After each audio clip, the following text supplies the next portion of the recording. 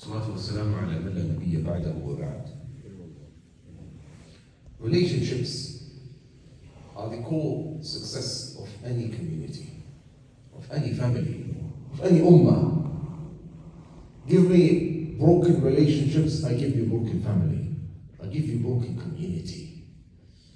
And this is why Allah subhanahu wa ta'ala, at every part and with every surah, He goes back to this meaning to remind us, إِنَّمَا الْمُؤْمِنُونَ إِخْوَةٌ. Whatever happens, whatever occurs between a brother and another, there is always unbreakable bond between them.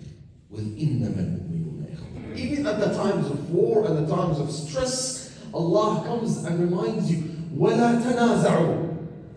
I know it's a stressful situation. Things are just shaking. But even with that, لا تنازعوا فتفشلوا وتذهب ريحكم. And he reminds Abu Bakr and Umar, who had animosity in the days of Jahiliyyah, that this cannot exist now in the days of Islam. واذكروا كنتم أعداء فألف بين قلوبكم فأصبحتم بنعمته إخوانا. With this, Rasulullah sallallahu alayhi wa sallam comes and teaches us a self-healing form of relationships. Now, before everything, the beautiful staging, how Rasulullah sallallahu alayhi wa sallam began by connecting the brotherhood to the matter of faith. So the relationship that you have with me is not about me, it's about Allah. And the relationship that I have with you and being excellent to you is not just about you. Because once that goes wrong, my relationship with Allah subhanahu wa ta'ala would break. من كان يؤمن بالله واليوم الآخر فليكرم جاره. من كان يؤمن بالله واليوم الآخر فليكرم ضيفه. من كان يؤمن بالله واليوم الآخر فليكرم ضيفه. Allah subhanahu wa ta'ala comes in more than 7 ahadith in al-mu'amalat, connecting between iman of Allah and the last day of judgment, and the mu'amalat, the treatments between people and brothers. And then Rasulullah knows that conflicts happen, disagreements happen, heated arguments take place. So he says, that might happen, but I will give you a timeline of 3 nights. Timeline for 3 nights, you go back home, you can fix yourself, you can think about it, you can do whatever you want for 3 nights. You can cut him up if you want. But then, it's going to be something that affects the relationship with Allah after the 3 nights. And he says in a hadith narrated by Abu Hurairah, في باب الإصلاح بين الناس مما يرويه الإمام النووي في رياض الصالحين أن رسول الله صلى الله عليه وسلم قال لا يحل لمسلم أن يهجر أخاه فوق 3. A Muslim is not allowed to abandon his brother above 3 nights.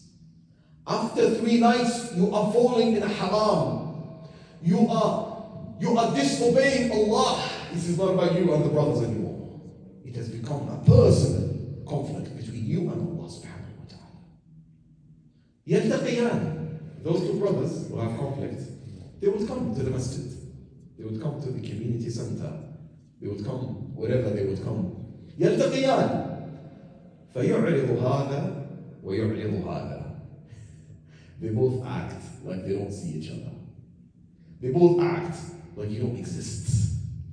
They just pass by one another, and not a single one of them has the guts to take out his ego from his heart and offer the salam. يلتقيان فيعرض هذا ويعرض هذا. And believe you me, when there are hard feelings towards someone, it's really hard to offer salam. And keep in mind, salam is sunnah. With the jumhur of the ulama, it's a sunnah, so it's not an obligation. So no one is motivated. It's not, Ya Allah, is it fard? No. So why should I say salam? So Rasulullah comes and continues this hadith and says, وَخَيْرُهُمَا الَّذِي يَبْدَأُ بِالسَّلَامِ. The best among them, the more beloved one of them to Allah, the one who offers salam. And then the other party, and this is the beauty of Sharia, doesn't make responding to salam sunnah as well. No.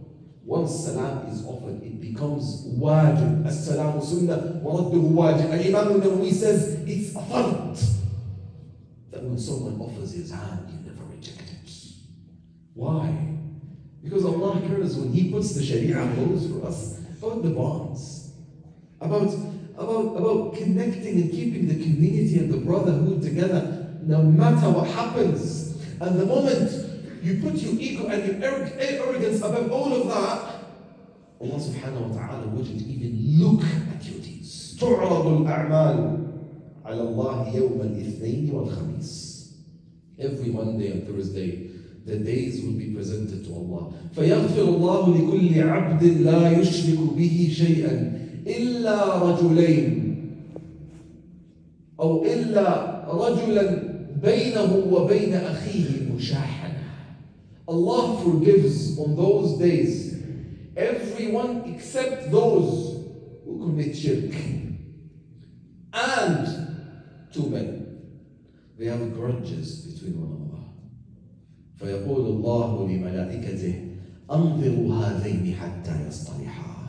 Postpone them. Don't write my forgiveness. I don't want to forgive them now. Hold them up until they reconcile. Until they come back to one another. Until one of them offers the salam and the other one accepts it. The other one takes it. And your wajib, what you have to do is to offer salam. It's not on your shoulder how the other party responds. But it's your obligation, it's your part to be the best and the more beloved unto Allah. To be خيرهم الذي يبدأ بالسلام. Now that's the normal case. Sometimes two brothers would never come together. It just doesn't work. Is that it? No. Sharia comes to bring the community involved in this matter. Now it's our wajib that we get involved between both of them to connect them again and reconcile between them. So Allah continues, إِنَّمَا الْمُؤْمِنُونَ إِخْوَةٌ فَأَصْلِحُوا بَيْنَ أَخَوَيْكُمْ. أَصْلِحُوا بَيْنَ أَخَوَيْكُمْ. Get involved in this matter. Trying to speak, and not just to speak, even to lie. And I mean lying by lying. Usually when we speak about lying, just use tawbiyah, hide the truth behind another truth, right?